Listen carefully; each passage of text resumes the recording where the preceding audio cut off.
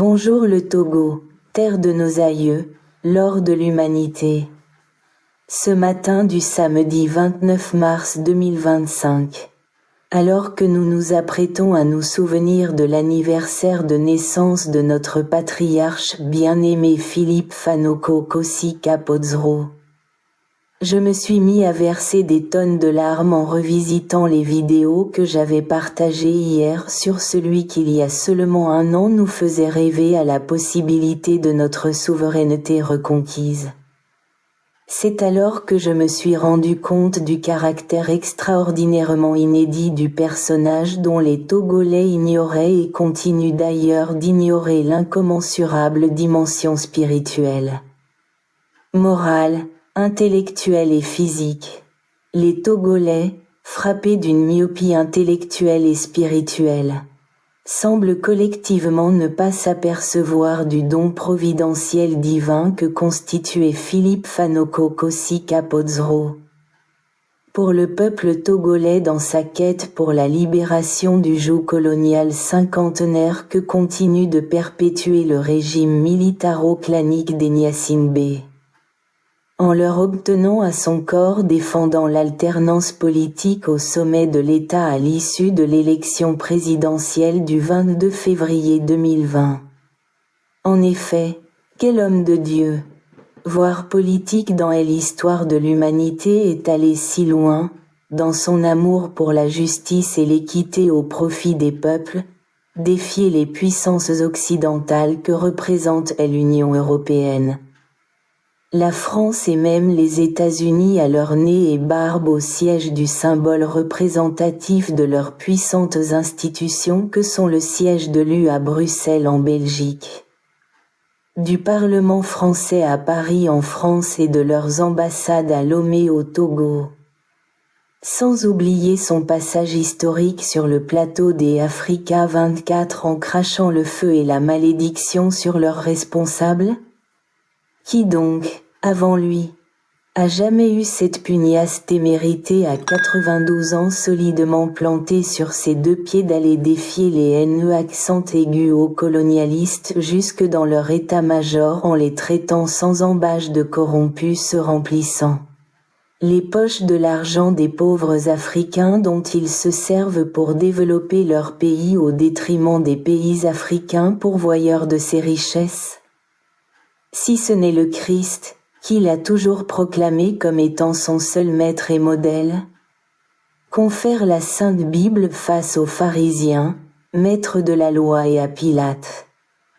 Loin de lui reconnaître ses incommensurables qualités et mérites, les Togolaises et Togolais l'ont ignominieusement individuellement et collectivement, passivement ou activement lapidé par des propos crapuleusement injurieux, outrageants et diffamatoires réduisant à néant les énormes sacrifices auxquels il a péniblement mais hardiment consenti du haut de ses 94 ans moins seulement 2 mois.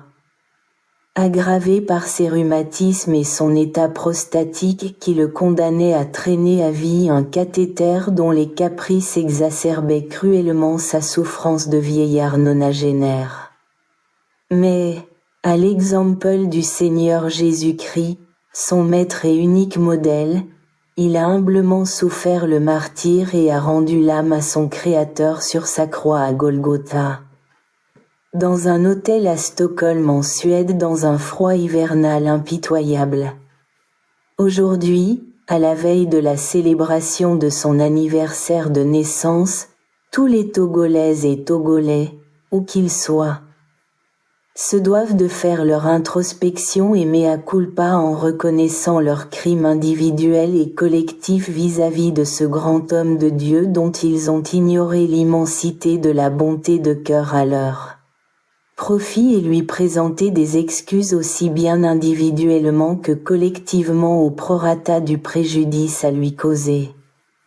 Il y va de l'avenir de la lutte pour le salut du peuple tout entier.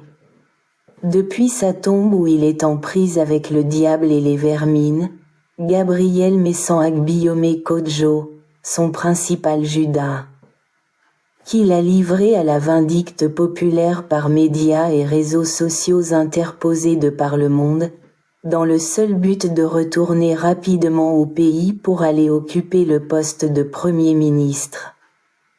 Que dis-je, président du Conseil des ministres qu'il avait négocié avec le régime en place dans la droite ligne de l'avènement de la Ve République dont il connaissait depuis les tenants et aboutissants.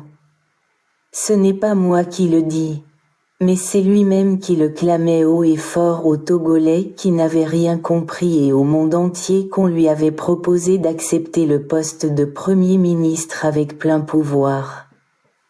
Quel plein pouvoir, n'est-ce pas celui qu'on attribue au président du Conseil des ministres?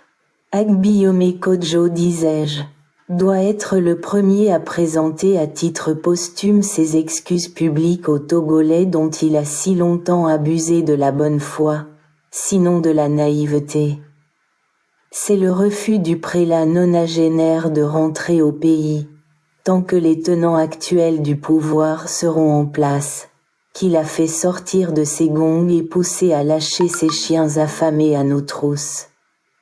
Je n'en dis pas plus. Comprenne qui voudra. Saint Philippe Fanoko Kosi Kapodzro, pardonne-leur.